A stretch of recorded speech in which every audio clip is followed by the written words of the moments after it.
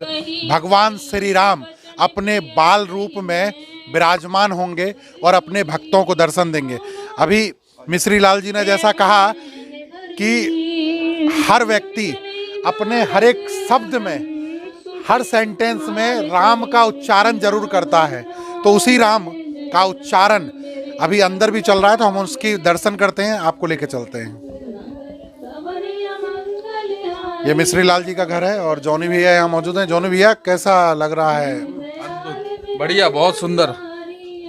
श्री राम जी का है, रामलला विराजमान हो रहे हैं। और सब कुछ अच्छा ही होना चाहिए। ये हमारे ठाकुर जी विराजमान है, ये राम जी विराजमान है और ऐसा ही अनुष्ठान आपको राम जी का हर घर में, हर एक उस घर में देखने को मिलेगा, क्योंकि कल प्रभु श्री राम अपने भक्तों को दर्शन देंगे और 500 वर्षों की जो तपस्या है, जप है, तप है, ऋषि मुनियों के द्वारा जो किया गया है, कल उसका फल उनको मिलने जा रहा है। तो ये बड़े ही गौरव की बात है अपने। और ये जो अनुष्ठान है, ये मैं वृंदावन में इस समय मौजूद जरूर हूँ, लेकिन ये अनुष्ठान पूरे देश भर में बड़े ही उत्साह के साथ मनाया जा रहा है, क्योंकि जैसा कहते हैं, एक मैं गीत गुनगुनाना चाहूँगा अगर मिश्री लाल जी अनुमति दिए, कि राम नाम के हीरे मोती मैं बिखराऊं गली गली, ले ले रे कोई राम का प्यारा शोर मचाए गली गली। तो लेने वाला होना चाहिए। राम का नाम तो हर गली में गुंजायमान है और हर आदमी उस राम के नाम को ले रहा है। और देखिए, कैलाश नगर में जहाँ रामायण हो रहा है, वहाँ कुछ महिलाएं भी हैं जो अभी आ भी रही थी स्कूटी से। तो कहाँ से आ रही थी आप? मैं अभी रामायण का पाठ चल रहा था, वहाँ से आ रही थी। और अभी भी हमारे पड़ोस में रामायण का पाठ ही चल रहा है। और वास्तव में हम बहुत भाग्यशाली हैं कि इतने समय के बाद, इतने संघर्ष के बाद जो कल की जो प्राण प्रतिष्ठा हो रही है अयोध्या में, वो हमारे सामने हो रही है। कितने लोगों ने इसके लिए संघर्ष किया और अपने प्राणों की आहुति दी है। और आज की दिवाली मनाई जा रही है, आज से ही दिए जल रहे हैं। और कल तो भव्य आयोजन होगा और हमारे यहाँ हरि मंदिर में होने वाला है, और कल बहुत बड़े रूप में दिवाली मनाई जाएगी। और भाभी जी का परिचय दे दूं। भाभी जी जो हैं, मुकेश सारस्वत जी जो हमारे उप मेयर हैं, उनकी धर्मपत्नी है। और जिस तरह भाई साहब हमेशा धर्म कार्य क्षेत्र में आगे रहते हैं, वैसे ही इनका भी योगदान ऐसा ही है। पवन जी भी हमारे साथ हैं।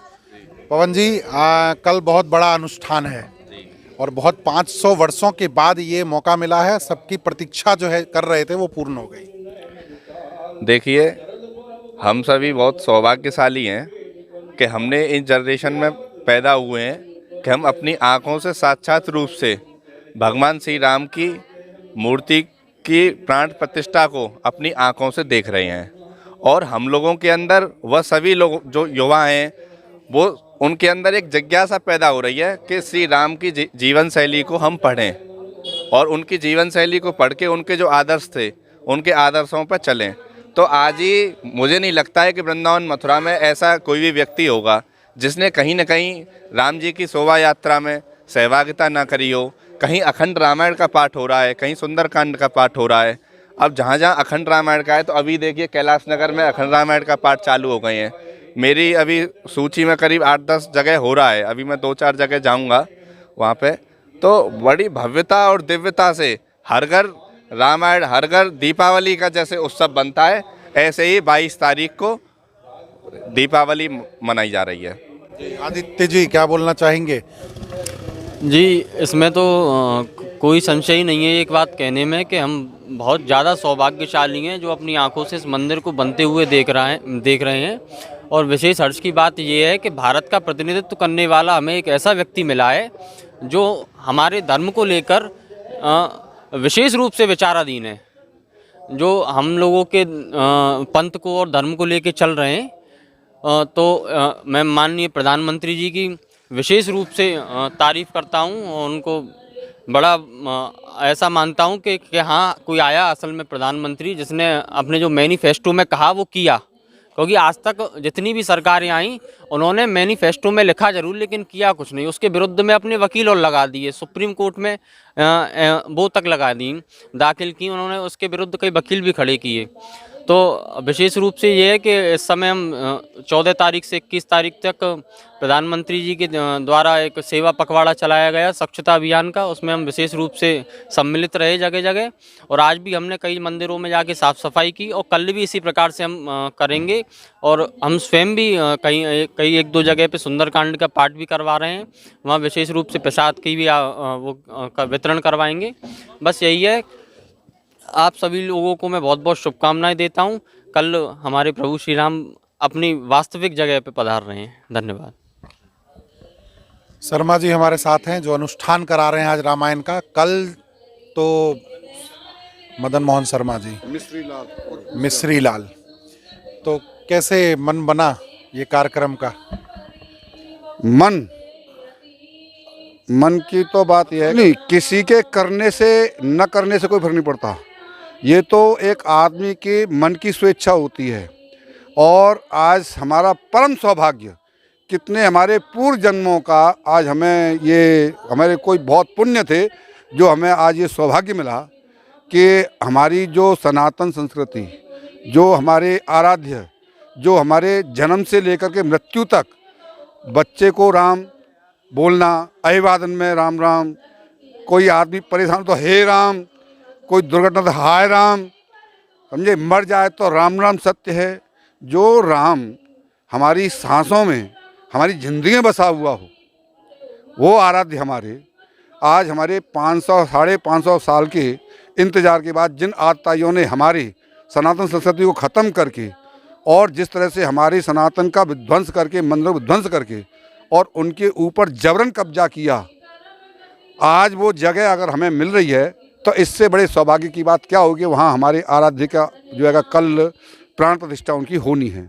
तो ये कोई कर रहा है उससे मतलब नहीं है, ये तो एक मन में उल्लास है।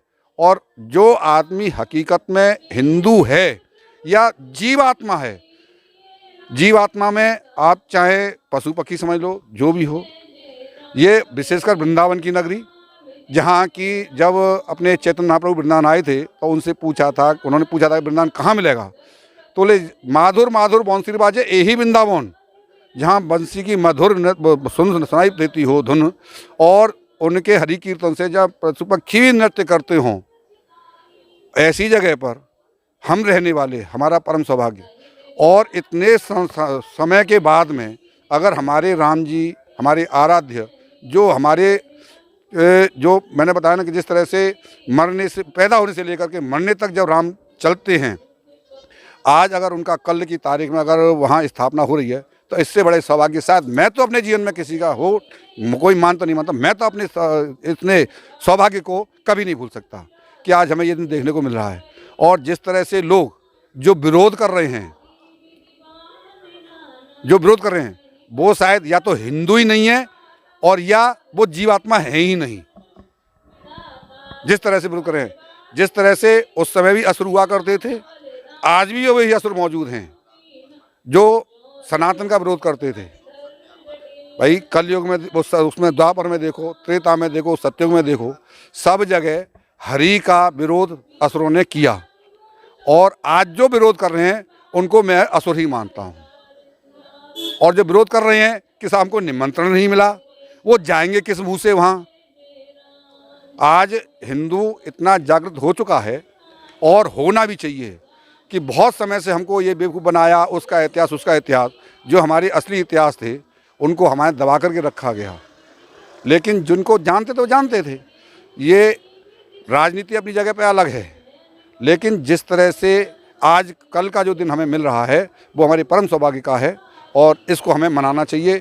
खाली जिस तरह से राम जिस समय आए थे उस समय दीपोत्सव जो मना था वही दीपोत्सव मनेगा, उसी को सोचते हुए ये एक छोटा सा कार्यक्रम किया है।